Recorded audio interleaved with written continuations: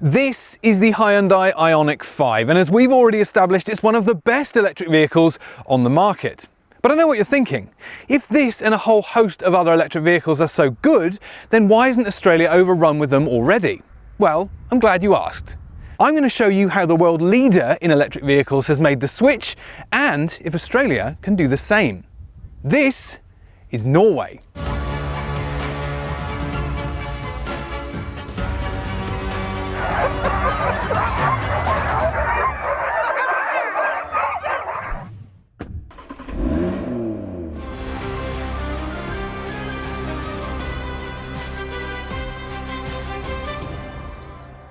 For my first tour of Norway, I considered bringing something like a Silverado or a Ram 1500, but that seemed inappropriate. Instead, I've gone for the Ioniq 5, Hyundai's arguably most important car in decades, if not its entire history. And just look at it. No, really, take time to take it all in. There is too much in this styling, and I, for one, absolutely love it. If you look at the details close up in an isolation, they could be anything but a car. This headlight has got these wonderful little cubic details and pixels when you look closely, but when you stand back it all takes shape and makes perfect sense. I could look at this car for hours. These lovely angular lines everywhere, chunky but also elegant, and it's presented in this colour, a sort of satin silver that's slightly different to all the other silvers and neutral tones. It just works beautifully.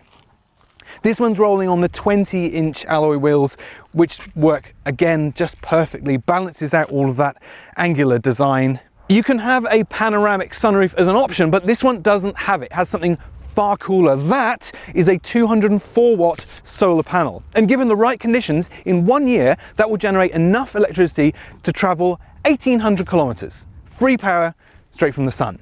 And it rolls on a deceptively long wheelbase. That means there's tons of room in the cabin for people and things. And how about this? I love this electrically opening charge socket. Inside there's an LED indicator to show you how much battery it's still got left. And there's more of that lovely cubic design all throughout the tail end. I can't decide which is my favorite angle. I love the LED design taillights when they're illuminated. They just spring out from the tail end. It's like this car has been designed in Minecraft. But this styling is a highlight of what's to come on the interior, and there's so much more to look at and be interested on the inside too. The first thing you notice when you get inside is the lovely choice of materials, a good balance of sustainable things made from renewable sources and things that aren't, like this lovely white leather, real cow. But this marble effect on the door is another subtle but classy touch, and the whole feel of the cabin is light and airy because it is huge in here. Tons of headroom for a tall passenger like me, and loads of other comfort features like this electrically operated Ottoman style leg support. If you recline this passenger seat all the way back, it really is business class comfort in here. Loads of visibility, loads of space, lots of features. One thing in the back I particularly like is V2L, vehicle to load charging, which means you can plug in electrical items with 240 volts and it runs it off the huge battery underneath the floor. Other feature I particularly like is this central sliding universal island, it's called. Fold the armrest out of the way, slide it back, and I can hop into the driver's seat without leaving the car. And once you're in the driver's seat, there is tons more to take in. The first thing that springs out at you is this pair of 12-inch screens. One digital instrument cluster for the driver, and then this other second screen, which is touchscreen for all your information and entertainment systems. Lovely sharp graphics, really beautifully designed. More subtle design, not over the top, not too ostentatious or showy. And another great example of that is this steering wheel center. There's no badge, no gaudy, showy Hyundai or Ioniq badge, just these 4 dots, like exclamation marks or the dots after the end of a sentence saying there's something more to come. What's more to come? Well, obviously Ioniq 7 is on its way, and that sporty GT, but for the time being, this is the first Ioniq. Underneath the floor of this particular one is a 58 kilowatt hour battery. Australia will only get the bigger 72.6. In this car it's paired with all-wheel drive. In Australia you'll only be able to get all-wheel drive, but here you can get a rear-wheel drive version as well. Hyundai Australia has since confirmed it will expand the range to include a more affordable base version about the $60,000 mark. A longer range rear-wheel drive version will cost about $72,000, while the flagship all-wheel drive will set you back about $76,000. This has enough range to do about 280 kilometers. I've actually found driving it fairly sensibly, it'll do a lot further than that. And the charging options are excellent as well. I'll come to that later. It's all enabled by an 800-volt system. Can you hear those lovely relaxing sounds of birds in the nearby forest? It's not real. It's actually coming from the stereo system, Sounds of Nature. There's a noisy cafe, which makes me slightly anxious. There's also rain sound effect, which makes me want to go to the toilet. But this is the lively forest. Take it from me, pro tip, that's the pick. There's just excellent design everywhere. It's subtle, it's comfortable, the view of the road and surroundings is excellent. But speaking of which, out there is Norway, and that's just as spectacular as the Ioniq 5, and I can't wait to go and have a look.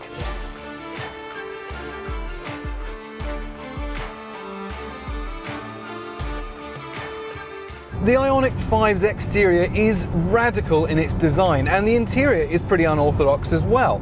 But when it comes to the driving experience, it's actually very normal. And that's a good thing, because if we're trying to get people to drive electric vehicles, you want the whole transition to be as painless as possible. Now, this version is the twin motor, just like the one we'll get in Australia, but is actually the one with the smaller battery. So it doesn't quite get the full 605 Newton meter punch, but it does still have plenty of acceleration.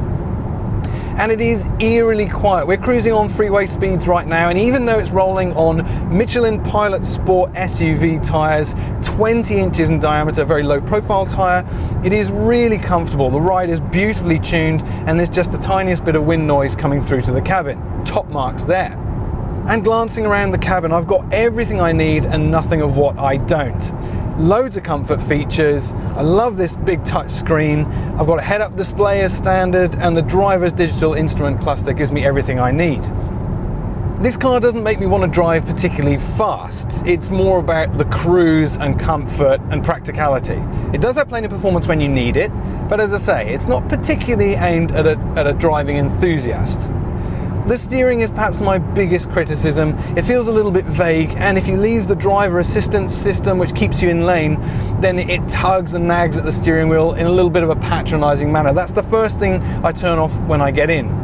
The brake pedal, however, is surprisingly un-EV-like. It doesn't have that soggy, spongy feeling like so many cars do when they're using regenerative braking, and that's if you use it at all. Now, if you pull on the left steering wheel pedal, that turns the regen braking to its most aggressive, or I pedal as Hyundai calls it, and that means you barely need to touch the brake pedal at all. All your accelerating and braking is pretty much done with the accelerator.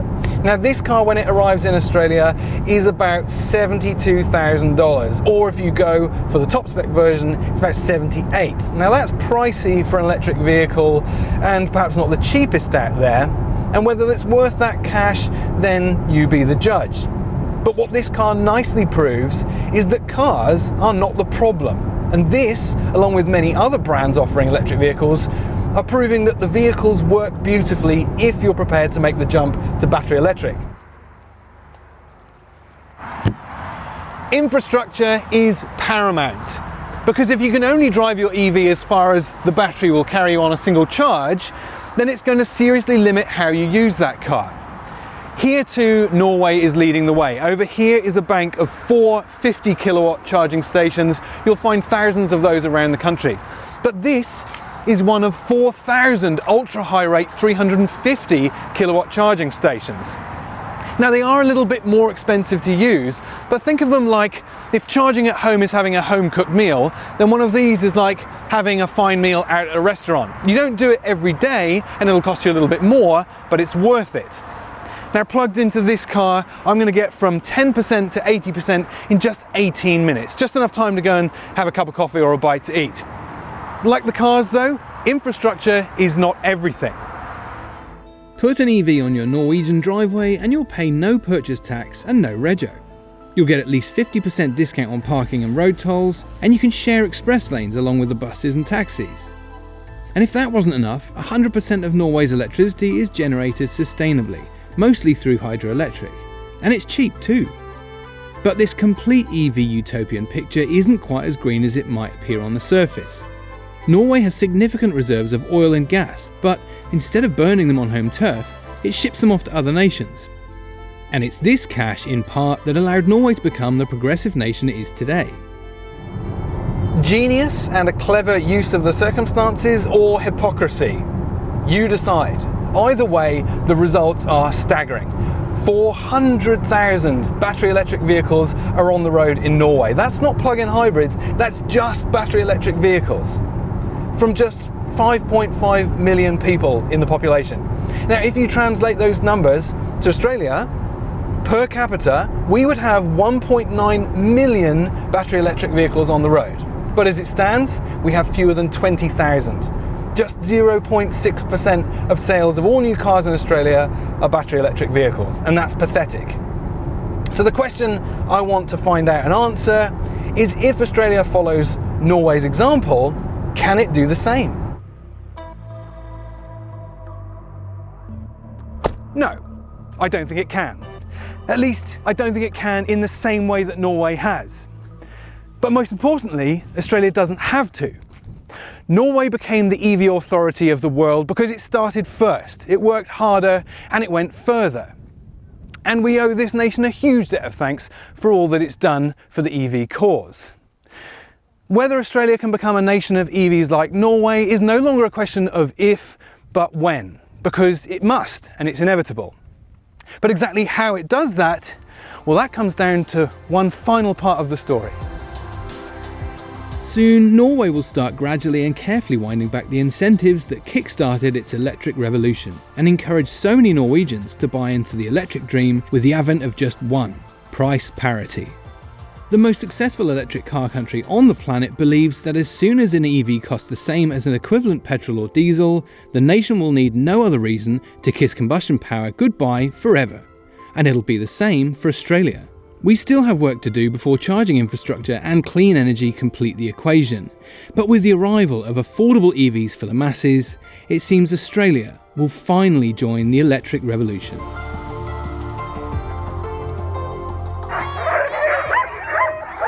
Well, if you do happen to run out of battery power, there's always dog power. I'm overwhelmed by the relaxation.